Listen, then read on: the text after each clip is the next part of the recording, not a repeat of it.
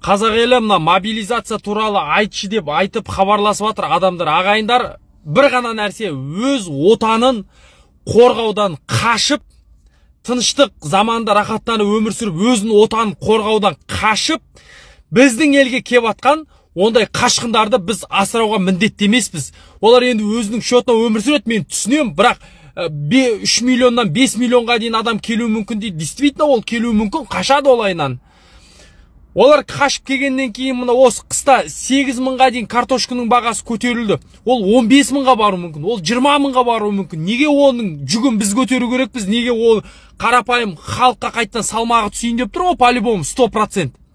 Өзінің отанын сыйламай, өзінің отанын қорғаудан бас тартып қашқан қашқындарды мүлдем жолатпау керек, құрметті қазақ елі.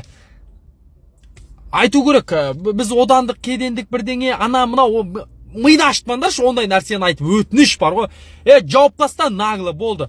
Звонда Путинге. Родной, мысалшы, президентіміз звондасын. Бауырым, аналар қашып атыр ғой, ертең сен соғысатын адамың болмай қалады. Мен бұларды кіргізбей қояйын, давай. Соларды апарыңдар соғысқа. Бекермен қашып барадыр, ертең жүретін яқта тайраңдап деп. Сондай бүйтіп, андай движениялар бар ғой. Мына жағынан бұғып қалып, мына жағынан кіргізіп жіберетінші.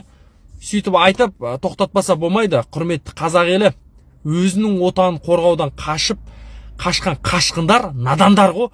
Алла сақтасын. Біздің елде де ондайлар бар шығар, білмеймін, бірақ ол ең айуандықтың паталауы ғой. Елін тастап қашқан айуандар.